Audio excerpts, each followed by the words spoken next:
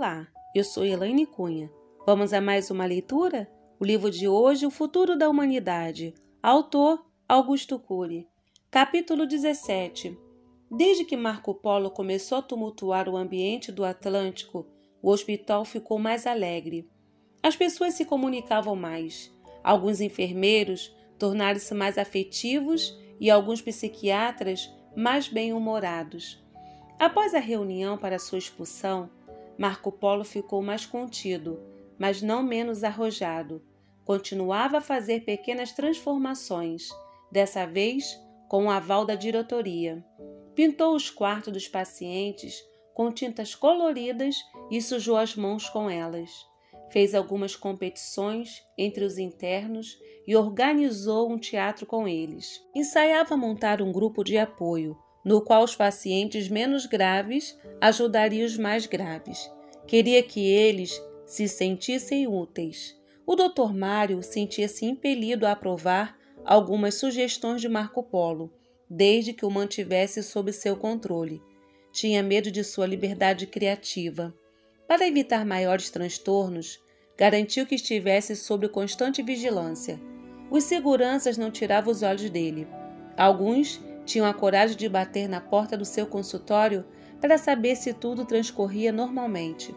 Marco Polo mostrava sinais de abatimento. Continuava admirando o universo dos pacientes, mas se entristecia pelo clima de policiamento. Nesse ambiente, escreveu uma comovente carta ao seu velho amigo. Nela, sua alma transpirava e exalava sua visão sobre a vida e o sofrimento humano. Caro amigo Falcão, certa vez você me disse que tanto você como o poeta viam a assinatura de Deus nas flores, nas nuvens e também nas crises dos que possuíam transtornos psíquicos. Na época, pensei sinceramente que isso era um delírio, que seria impossível encontrar beleza no caos. Pois bem, você tem razão. Tenho encontrado indescritível riqueza dentro daqueles que sofrem. Eles não são miseráveis nem passíveis de penúria. Precisam, sim, ser compreendidos, apoiados e encorajados. Tenho encontrado um patrimônio psíquico de inestimável valor em meio às lágrimas e ao desespero. Nos portadores de psicose, tenho descoberto uma criatividade espantosa.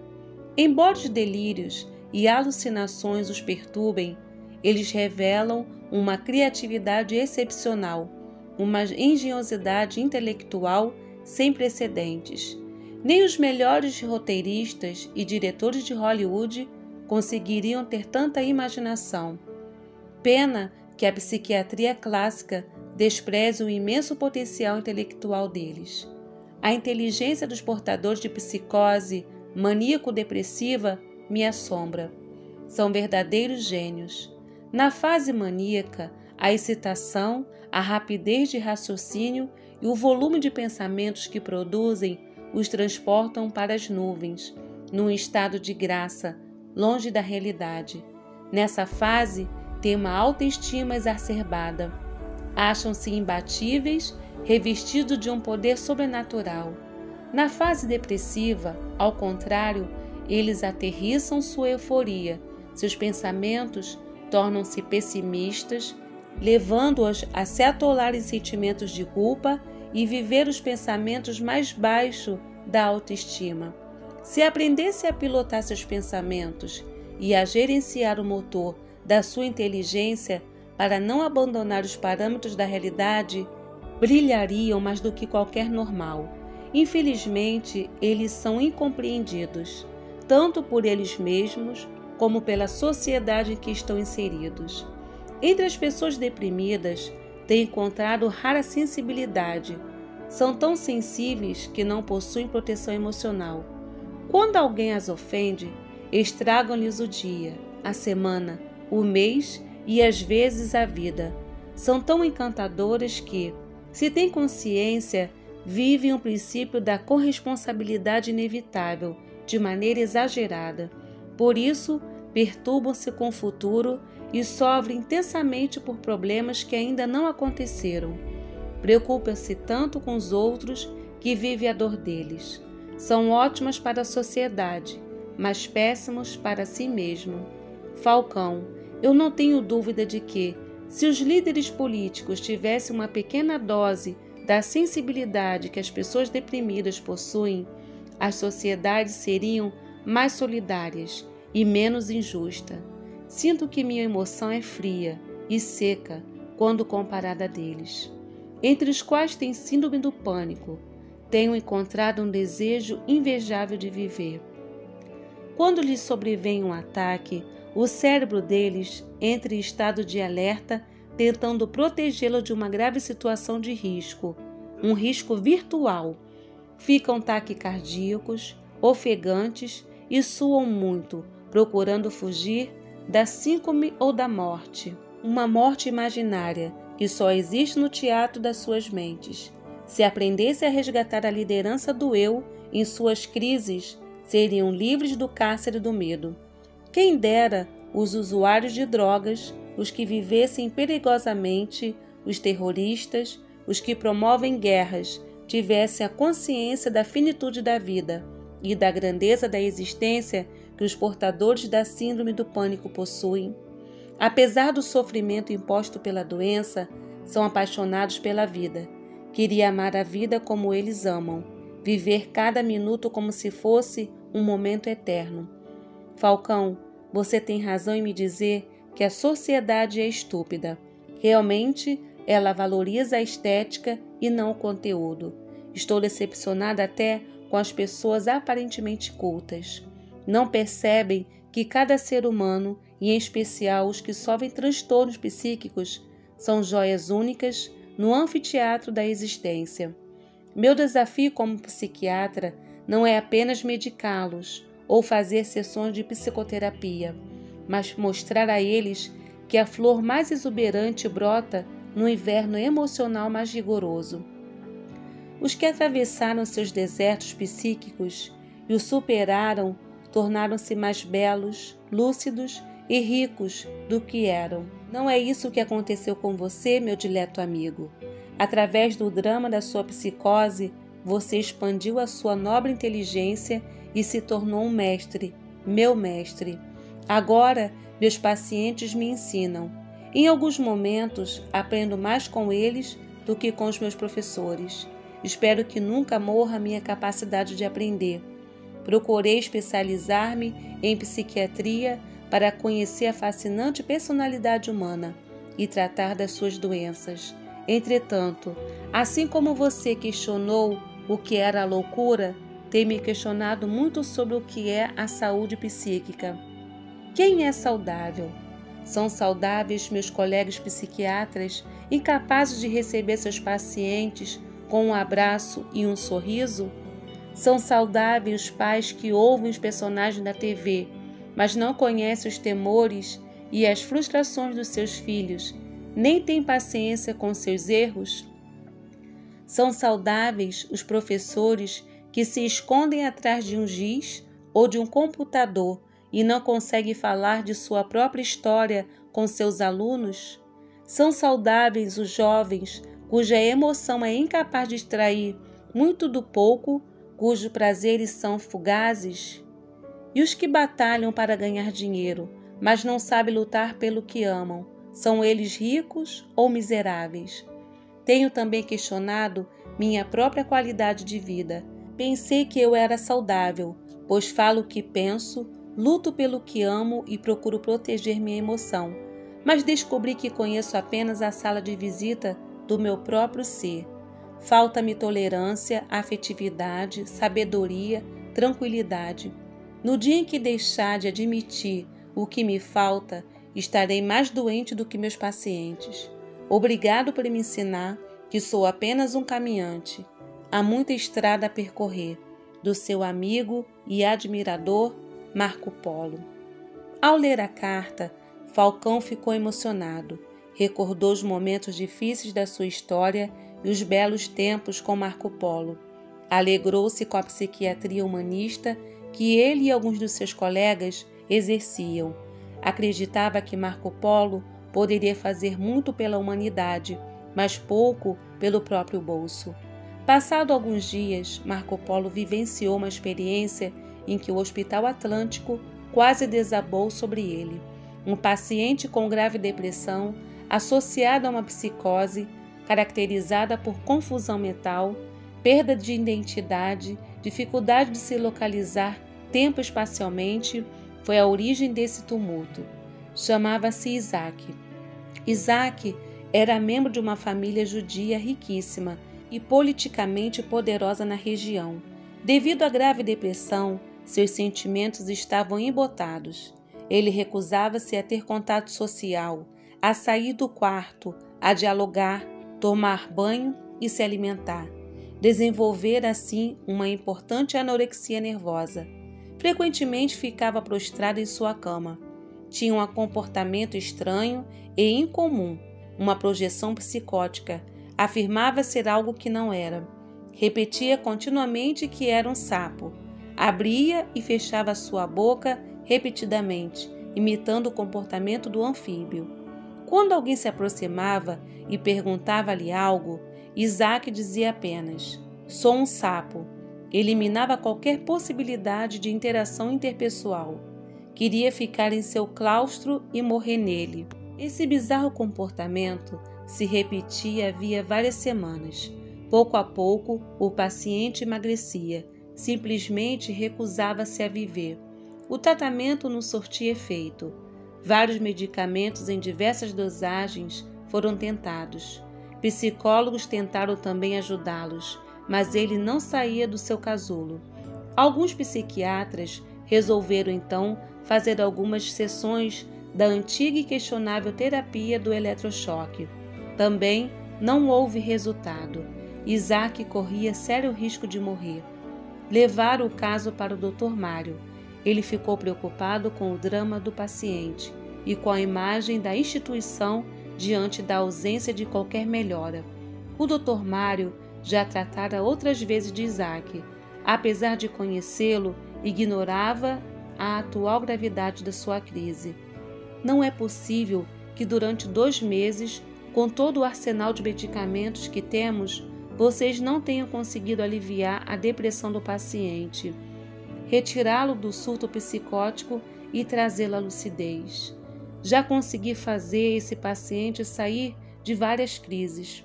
Precisamos de profissionais mais eficientes na casa, disse com arrogância a sua equipe. Alguns profissionais da saúde mental são capazes de ajudar os outros, mas incapazes de ajudar a si mesmos. Era o caso do Dr. Mário. Reconhecido como um excelente profissional, tinha doutorado em psiquiatria, era um eloquente professor universitário, publicara inúmeros trabalhos científicos, mas não sabia lidar com seus próprios conflitos emocionais. Em situações de estresse, não conseguia pensar antes de reagir, nem se colocar no lugar dos outros. O mundo tinha de girar em torno das suas verdades. Como muitos líderes bem-intencionados, mas autoritários, sua postura bloqueava a inteligência dos seus subordinados. Após questionar a eficácia dos psiquiatras, ele pediu que relatasse os procedimentos e os medicamentos antipsicóticos e antidepressivos utilizados, bem como suas respectivas dosagens. Após o relato, caiu em si e percebeu que Isaac apresentava uma crise gravíssima e diferente de todas as outras. Todavia, para não perder a postura de chefe, convidou alguns psiquiatras e alguns jovens que estavam se especializando, entre eles Marco Polo e Felipe, para fazer uma avaliação do paciente em seu leito. Queria dar-lhes uma aula. No quarto, Isaac, como sempre, mostrou indiferença aos presentes. O diretor se apresentou e começou a fazer-lhe algumas perguntas. Qual é o seu nome? Isaac permanecia em silêncio. O Dr. Mário insistiu. Por favor, qual é o seu nome? Sou um sapo. Qual é a sua idade e onde o senhor mora? Sou um sapo. Fez outras perguntas sobre seus parentes, onde ele já trabalhara, mas a resposta era a mesma. A conversa não evoluiu. Ficou constrangido diante dos alunos. Deu algumas rápidas explicações sobre esse tipo de psicose. Falou da impotência da psiquiatria em alguns casos e encerrou sua visita. Mas, ainda inconformado em não poder dar uma brilhante aula, retrucou quando estava para sair do quarto: "Desde quando você é um sapo?" O paciente olhou para ele e disse: "Desde quando eu era um girino." Os alunos, embora respeitassem o paciente e o diretor, não se aguentaram. Colocaram as mãos no rosto para sufocar o riso. O diretor meneou a cabeça descontente e insistiu: "Senhor Isaac, você é um ser humano. Tem cabeça, braços, pernas de um homem. Você não pode ser um sapo." O paciente olhou levemente para ele e de novo expressou: "Sapo. Sou um sapo." Fechou-se em seu mundo. Não havia meios de fazê-lo mudar de ideia. Todos saíram do quarto, à exceção de Marco Polo. O observador percebeu que enquanto as pessoas insistiam em dizer o que Isaac não era, ele mantinha sua convicção obsessiva. Entretanto, quando o Dr. Mário entrou sem perceber, no delírio dele, perguntando desde quando era um sapo, ele formulou uma frase diferente: "Desde quando eu era um girino." Resolveu então não questionar o delírio, mas entrar nele. O caso era diferente do de Ali Ramadão. Inspirava mais cuidado e impunha mais riscos. Isaac não tinha nenhum diálogo lógico. Marco Polo não se esquecera de que a imaginação é mais importante do que o conhecimento. Usou sua imaginação. Disse: "Olhe que lagoa linda que está à nossa frente. Como as estrelas são belas. Vejam quantos sapos estão coachando." Paulatinamente, Marco Polo deixou de ser um intruso no mundo de Isaac. Assim, ele começou a se abrir, a falar distintamente outras frases. "Cadê a lagoa?" perguntou. "Olhe, está à sua frente. Você está vendo?" "Sim." "Onde você mora nesta lagoa?" Isaac começou a pensar no espaço. "Naquele lado." "De que tamanho você é?" "Não está me enxergando?" falou com uma contundência. Após esse breve diálogo, novamente Isaac se fechou. Dizia apenas que era um sapo. Marco Polo ficou eufórico com suas palavras. Em seguida, lembrou-se de que no corredor próximo à sala do Dr. Mário havia um sapo de porcelana. Foi até o local e pegou-a. Um segurança avisou rapidamente o diretor. Curioso e apreensivo, este mandou interceptar o aluno e foi até o local para verificar ele mesmo o comportamento do intrigante Marco Polo. Questionado sobre suas atitudes, o jovem respondeu-lhe que queria entrar no mundo do paciente, no universo de seus delírios e ganhar sua confiança. Depois, desejaria estimular sua capacidade crítica. "Não perca tempo. Profissionais bem mais experientes do que você tentaram sem sucesso. E, além disso, se esse caso não foi resolvido com medicamento, antipsicóticos, não é com palavras que será solucionado." "Mas por que então o Senhor nos levou ao quarto de Isaac e conversou com ele?" "Bom, eu fui dar uma aula para vocês." Justificou-se constrangido. "Professor, sei da sua competência, mas acredito na força da psicologia e não apenas na ação de medicamentos. Vamos dar uma medicação convencional e, apesar de minha falta de experiência, permita-me tentar ajudá-lo."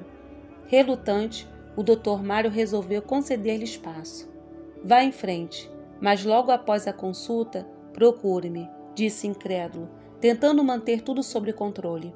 Em seguida, Marco Polo entrou no quarto, tirou o sapo de porcelana do jaleco branco e disse: "Isaac, isto é um sapo. Você é igual a este sapo?" O paciente levou um choque. A imagem da porcelana não era a imagem alucinante que criara no palco do seu imaginário. Apesar de ainda estar confuso, o impacto que levou abriu um pouco mais as portas da sua racionalidade. "Pegue o sapo, Isaac." Isaac o pegou, manipulou-o, pensou e em seguida disse: "Não sou um sapo." E desse modo a conversa começou a evoluir. Posteriormente, Isaac se fixou em outra ideia que intrigou Marco Polo. Como já fazia mais de meia hora que conversava com ele, resolveu poupá-lo. Percebeu seu desgaste. Resolveu retornar no outro dia. Marco Polo foi à sala do Dr. Mário. Vários psiquiatras estavam reunidos. Numa das raras vezes em que estava bem-humorado, o diretor indagou: "Fale, pesquisador, o que você conseguiu com o homem-sapo?" Consegui estabelecer um pequeno diálogo com ele. Os psiquiatras estavam céticos. Acharam que era um blefe. "Você conseguiu que ele falasse em outros pensamentos?" perguntou um deles. "Como?" perguntou o outro. "Entrei em seu delírio e, a partir dali, comecei a levá-la a duvidar das suas fantasias. Agora ele diz que é outra coisa." Desconfiado, o Dr. Mário rapidamente perguntou: "O que ele diz que é agora?" Marco Polo fez uma pausa e falou apreensivo: "Agora ele diz que é algo melhor." "Fale, vamos," perguntaram curiosos. "Isaac diz que é o Dr. Mário." Os psiquiatras, embora raramente exagerassem em seus comportamentos, na frente do diretor, não se seguraram. Deram gargalhadas, acharam a piada engraçadíssima. Até o Dr. Alexandre, que estava presente, não se aguentou. Além disso, alguém soltou baixinho: "Um pouco melhor." O Dr. Mário, humilhado, levantou-se raivoso, convocou os psiquiatras para acompanhá-lo até o quarto do paciente, mas antes disse: "Prepare suas malas para sair desta instituição. Você cometeu um grave erro que poderá manchar sua carreira para sempre. Falta de ética com seu paciente e com seu diretor." Rapidamente dirigiram-se ao local e, mais rápido ainda, o Dr. Mário perguntou a Isaac: "Quem você é?" Ele levantou a cabeça, olhou fixamente para o diretor e disse: "Eu sou um sapo." Os psiquiatras gelaram. Gostavam de Marco Polo. Era a primeira vez que um estudante de psiquiatria seria expulso do Hospital Atlântico. Marco Polo ficou tenso. Teve vontade de abrir a boca e extrair outras palavras de Isaac, mas se o bombardeasse com perguntas, tentando retirar palavras que ele não quisesse responder, aí sim estaria selando sua falta de ética. O Dr. Alexandre, desde a discussão sobre alguns traços da personalidade de Einstein e o preconceito, tornaram-se amigo de Marco Polo. Tentando sair em sua defesa, insistiu ansiosamente: "Qual o seu nome? Onde você mora?" O Dr. Mário estava em pé no corredor, mas ouviu Isaac dizer: "Sou o Dr. Mário." Dessa vez, foi o próprio Dr. Mário que sentiu uma onda fria percorrendo sua espinha dorsal, circulando pela cabeça e alojando-se na garganta. Além de ter ficado profundamente envergonhado diante dos colegas, estava sendo intensamente injusto com Marco Polo. Ele sabia que Marco Polo, embora fosse irreverente, era arrojado, sensível e inteligente. Não se tratava de mais um profissional, mas de um construtor de conhecimento que amava o que fazia. Todavia, não suportava sua audácia. Desde que ele entrara na instituição, havia 1 ano, o Dr. Mário perturbara-se com seu comportamento e vinha questionando silenciosamente sua própria prática e rigidez. Algumas vezes teve noites de insônia tentando espantar Marco Polo dos seus pesadelos. Ter de expulsá-lo do hospital seria doloroso para ele. Por isso, apesar de envergonhado, ficou feliz por seu aluno e pela pequena evolução do paciente. Marco Polo humildemente disse ao Dr. Mário: "Por conhecê-lo de longa data e o admirar, Isaac identificou-se com o Senhor. Não tente justificar meu erro. Desculpe-me e assuma o caso." Com essas palavras, saiu rapidamente do ambiente.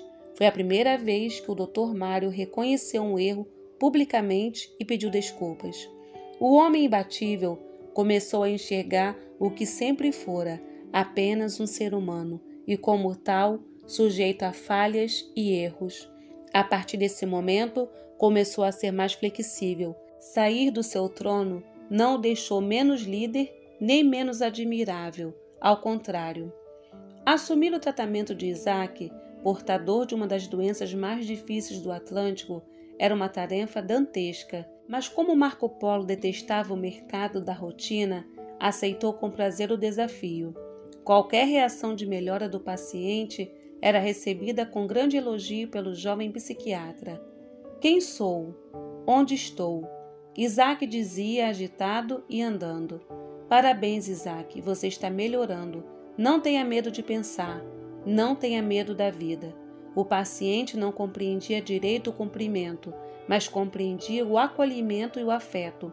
A ação dos medicamentos começou a ser potencializada quando ele passou a colaborar com o tratamento. Ao longo das semanas, Isaac foi se alimentando melhor. Aos poucos, falava mais frases complexas e retornava à sua consciência. Foi lentamente se deparando com a sua dura história, que o fizera romper com a realidade e perder sua identidade. Certo dia, ao ter plena consciência de si mesmo, caiu em prantos. Eu não tive infância, doutor. Fez uma pausa. Fale sem medo, Isaac, estou aqui para ouvi-lo. Minha mãe sempre teve problemas psíquicos. Meu pai, embora rico, bebia diariamente grandes doses de uísque. Era um judeu praticante, mas abandonou a religião. Fez novamente uma pausa. Casei-me apaixonado. Elisa era a mulher mais bela e mais amável. Em seguida tivemos um filho maravilhoso. Minha família era meu oásis. 15 anos depois, meu casamento virou um solo estéril. Peguei minha esposa na cama com meu melhor amigo, o gerente da minha empresa. Eu era um homem rico, mas me sentia um miserável. Isaac soluçou. Minha esposa suplicou-me perdão. Hesitante, eu não abandonei, mas também nunca perdoei. Marco Polo solidarizava-se com ele através do seu silêncio. Em seguida perguntou: e o seu filho? Posteriormente, meu querido filho Gideão tornou-se dependente de heroína. Ele tinha febre, vômitos, dores pelo corpo quando parava de usar a droga por um único dia. Era horrível ver meu filho de 15 anos nesse desespero. Procurava a heroína como um ofegante procura o ar. Eu tinha medo de que ele morresse. Aflito, tentei ajudá-lo de todas as formas, mas ele era agressivo, fechado, alienado, parecia impenetrável. Acusava-me de nunca ter sido seu amigo. Agora ele está com 19 anos, mora sozinho, sua dependência se agravou e é um HIV positivo. Há um ano recusa-se a falar comigo. Não tenho mais nada.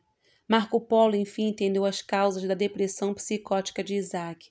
Seu eu, que representa sua vontade consciente, preferia imergir num estado de inconsciência a suportar o peso das suas perdas e frustrações.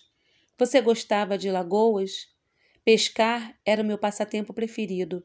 Sempre gostei da calmaria de uma lagoa. Tentando descontraí-lo, Marco Polo disse: você é esperto, Isaac. Uma lagoa é um dos melhores lugares para fugir da realidade. Isaac sorriu.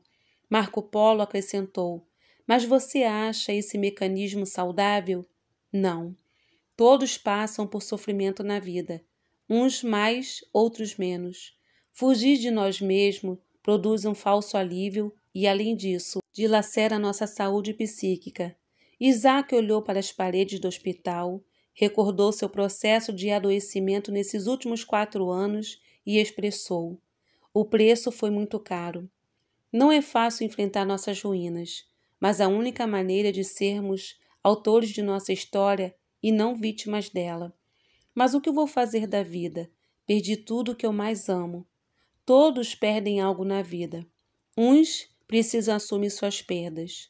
Outros precisam recolher os pedaços que sobraram. Que atitude você deve tomar? Nenhum psiquiatra ou psicólogo pode fazer essa escolha por você. Isaac ficava impressionado pela maneira como Marco Polo conduzia as sessões de psicoterapia. Ele provocava sua inteligência e não tratava como um coitado digno de pena. A cada momento o estimulava a tomar suas próprias decisões. Sobrar os pedaços, preciso recolhê-los. Recolha-os com coragem. Não importa o quanto algumas pessoas o tenham decepcionado. Você as ama. Não pode apagá-las da sua vida. Se você apagá-las do seu consciente, não as apagará do seu inconsciente. Além de usar essas técnicas, Marco Polo recordou como o falcão libertara-se de suas crises. Pediu que Isaac fizesse um exercício intelectual diariamente no silêncio da sua mente. Tudo em que você crê o controla. Se o que você crê o encarcera, então você será um prisioneiro. Se o que você crê o liberta, então você será livre. Isaac havia se tornado um caso crônico. Ninguém esperava mais nada dele, nem ele mesmo. Como me libertar das algemas que me transformaram no doente mental? Duvide dos seus pensamentos perturbadores. Questione seu sentimento de incapacidade. Questione porque você está programado para ser infeliz. Grite em seu interior. Critique sua fuga. Critique suas fantasias. Determine-se estrategicamente a conquistar as pessoas a seu redor. Retire seu eu da plateia. Entre no palco da sua mente e treine ser líder de si mesmo. Faça isso diária e silenciosamente. Isaac aprendeu a manipular a arte da dúvida, da crítica e da determinação, e teve uma melhora substancial, apesar de sofrer pequenas recaídas. Todos os profissionais ficaram entusiasmados com ele. Um mês depois, estava tão bem que diminuíram a dose do medicamento. Logo recebeu alta. Continuaria a fazer tratamento apenas no consultório. Antes de sair, Marco Polo deu-lhe algumas recomendações. Isaac, os fracos condenam, mas os fortes perdoam. Você acusa sua esposa e seu filho o acusa. Todos erramos. Perdoa. E se sentir necessidade, peça desculpas a seu filho e descubra-o. E principalmente, perdoe-se. Não carregue consigo o monstro da culpa. Surpreenda-os e se permita ser surpreendido por eles. Isaac abraçou Marco Polo e simplesmente disse: Obrigado por me fazer acreditar em mim e na vida. Obrigado por me fazer acreditar que é possível sobreviver quando se perde tudo. Isaac traçou conscientemente seus caminhos, fez suas escolhas, voltou para os braços da sua esposa, permitiu deixar-se ser amado por ela e entregou-se ao amor. Começou a olhar para seu filho por outros ângulos. Descobriu que o maior problema do Gideão talvez não fosse a droga, mas sentir-se órfão de um pai vivo. Começou a encantá-lo, cativá-lo, falar menos sobre a droga e mais sobre si mesmo. Tornou-se um contador de histórias. Gideão conheceu a história de Moisés, de Abraão, do rei Davi, de Salomão. Após algumas semanas, sentiu que era mais importante para seu pai, apesar da sua dependência. Teve mais forças para lutar contra a droga. Mais tarde, Marco Polo tratou dele e o ajudou. Marco Polo rompeu as barreiras e as distâncias e tornou-se amigo da família de Isaac. Do mesmo modo, tornou-se amigo da família de Ali Ramadã, quando ele deixou o hospital um mês após Isaac. Embora não tivesse muito tempo, frequentava suas casas. Gostava muitíssimo da culinária judia e da árabe. Na realidade, tinha um apreço por essas raças fascinantes. 6 meses depois, Marco Polo aproximou Ali Ramadã de Isaac. Ali queria viver em outro planeta, pois a Terra fora um palco de perdas.